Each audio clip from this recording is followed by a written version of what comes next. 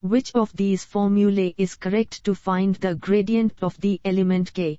A K frac 1 V K sigma n left arrow F K phi navec S n sigma n left arrow F K phi navec S n. B K frac 1 V K sigma n left arrow F phi n vec S n. C K frac 1 V K sigma n left arrow F phi n vec S n.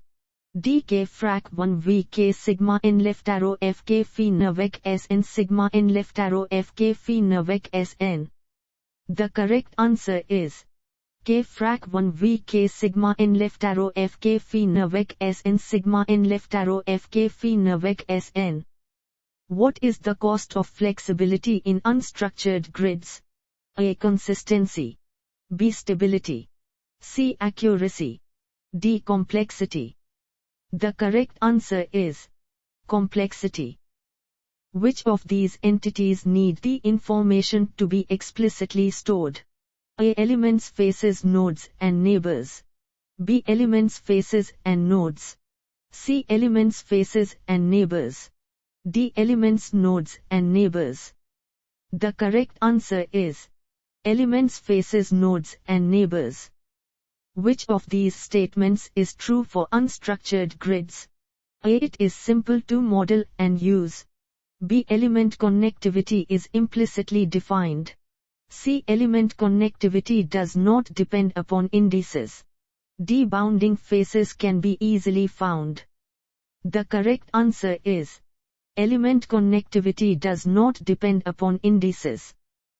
The direction of the normal to a face in an unstructured mesh depends upon A. Local indices. B. Global indices. C. Direction of flow. D. Direction of increasing indices. The correct answer is global indices. Gradient for an unstructured grid is calculated by A. Looping over the nodes in the computational domain.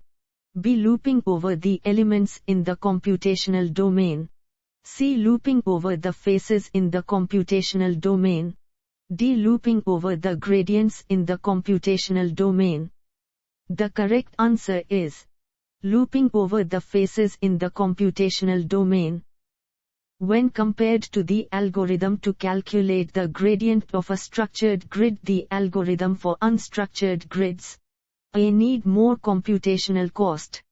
B. Need less computational cost. C. Is more accurate. D. Is less accurate. The correct answer is need less computational cost. The topology of the faces in an unstructured grid depends upon A. Straddling elements. B. Boundary elements. C. Interior elements. D. Neighboring elements. The correct answer is straddling elements. The advantage of using unstructured grids is A. Vectorization. B. Flexibility. C. Simple arrangement. D. Less memory requirement. The correct answer is flexibility.